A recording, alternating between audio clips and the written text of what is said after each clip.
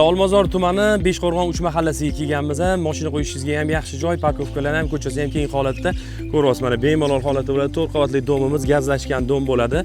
Ikkinchi qavatida 72 kvadratli 3 xonali xonadonimiz chiqib qoldi. Narxini start 69900 baholaymiz. Yon atrofda maktab, bog'cha, masjidlar bor, gazlashgan dom. Sizga yana bitta plyusini aytadigan bo'lsam, bu domimizni tomlari boshqatdan yopilgan profnastil bilan endi sizlar bilan ichkaridan bitta obzorni davom ettiramiz.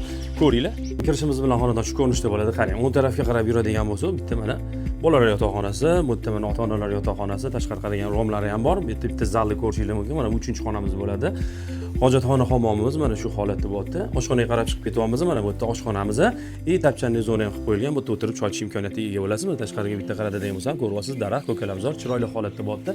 Olmazor tumani bo'lyapti. Beshqo'rg'on mahalla 3 bo'lyapti. Yon atrofda masjid, maktab, bog'chalardan muammo yo'q. Betonkadan 300 metr oraliq masofaga kirdik. 72 kvadrat 3 xona bo'ldi. Narxini startiga 69900 qo'ydik.